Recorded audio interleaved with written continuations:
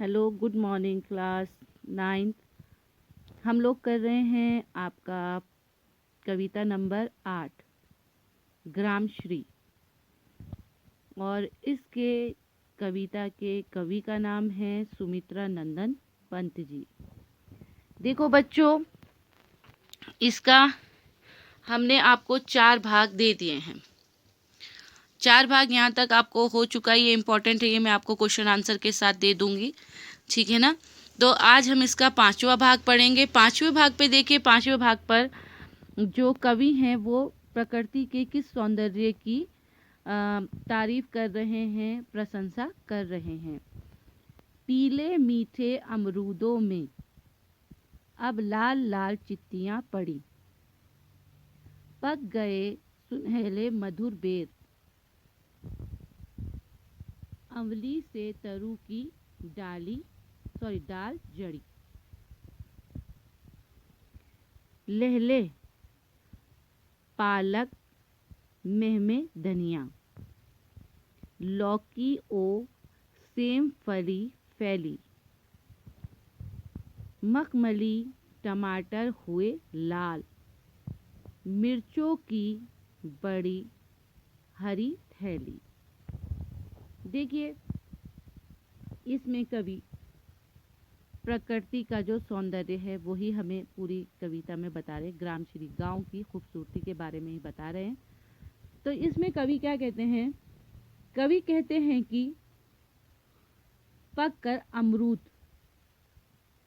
आप लोगों ने देखे हैं, खाए भी होंगे, बहुत टेस्टी होते हैं। जो अमरूद है वो पीले और मीठे हो गए हैं, उन पर छोटे छोटे लाल धब्बे पड़ गए हैं। जो अमरूद पूरा पक के पीला हो जाता है उसमें रेड रेड कलर के ना छोटे छोटे से डॉट डॉट डॉट हो जाते हैं, वो अमरूद बहुत ज़्यादा मीठा होता है। तो कवि इसमें हमको यही बता रहा है कि अमरूद पूरे पीले हो गए हैं, पक चुके हैं, उसमें लाल लाल धब्बे जो हैं वो पड़ चुके हैं, जिनसे उनकी सुंदरता बढ़ गई है, जिससे वो और खूबसूरत लग रहे हैं। सुनहरे बेर पक कर तैयार हो गए हैं। बेर अगर आप लोगों ने खाए होंगे तो बहुत मीठे होते हैं, और कोई बेर छोटे साइज़ का होता है और कोई बड़े साइज़ का होता है, लेकिन वो भी हल्के लेमन कलर के होते हैं। इनको हरा भी खाया जाता है क्योंकि हरे भी ये बहुत स्वादिष्ट होते हैं। तो वो बोल रहा है बेर भी पककर तैयार हो गए हैं और छोटे आंवलों से पेड़ों की शाखाएं जड़ी गई हैं। आंवला भी एक फ्रूट है, उसका अचार भी बनता है, अचार में भी इस्तेमाल किया जाता है, मुरब्बा भी बनाया जाता है, और ये एक ठंडा फल है, सेहत के लिए बहुत अच्छा होता है। खेतों में हरी हरी पालक लहलहाने लगी है। खेतों में हरी हरी पालक की सब्जी उग गई है, जो हवा से लहलहा रही है, हिल रही है। धनिये की सुगंध महकने लगी है। जो धनिये की हम चटनी बनाते हैं और धनिया खाने में सलाद में इस्तेमाल किया जाता है, उसकी जो महक है वो चारों तरफ फैल गई है।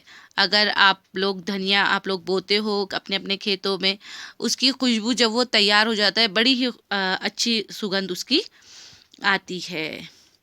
लौकी और सेम की बेलें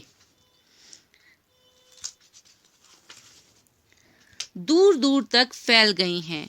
लौकी की भी बेल होती है जिसको हम आल बोलते हैं, और सेम जिसको हम बीन्स का ही दूसरा रूप होता है। सेम का वो जैसे बीन्स थोड़ी पतली होती है, लेकिन सेम जो है वो थोड़ी चौड़ी होती है। तो इन दोनों की बेलें जो हैं वो दूर दूर तक फैल गई है, क्योंकि लौकी और सेम दोनों ही सब्जियां बेलों में लगती है। लाल रंग के मखमली टमाटरों से पौधे लद गए हैं, और जो टमाटर के पेड़ हैं उसमें भी मखमली लाल रंग के टमाटर उग चुके हैं। हरी मिर्चों से पौधे भर गए हैं, और जो मिर्च है उससे जो उसके पेड़ हैं वो पूरी तरीके से भर चुके हैं। हरे हरे मिर्चें उसमें लटकती हुई नज़र आ रही है, जिस कारण पौधे तो हरी भरी थैली के समान दिखाई देते हैं। जिस वजह से जो पौधे हैं वो हरी भरी थैली की तरह, जैसा कोई हरा थैला हो उसकी तरह नज़र आते हैं। तो आज हमारे भाग 5 का पूरा मैंने आप लोगों को इसका अर्थ समझा दिया है। कल हम लोग इंशाअल्लाह छठे भाग का अर्थ आप लोगों को समझाएंगे। तब तक आज आप लोग इसी को अच्छे से याद करेंगे और इस कविता को अच्छे से पढ़ने की कोशिश करेंगे। क्वेश्चन आंसर के साथ जो पार्ट इसका इम्पोर्टेंट है उसका मैं आप लोगों को अर्थ लिखने के लिए दूंगी। तब तक बच्चों घर पे रहिए, सेफ रहिए, अपना ख्याल रखिए। ओके, तब तक के लिए खुदा हाफिज़।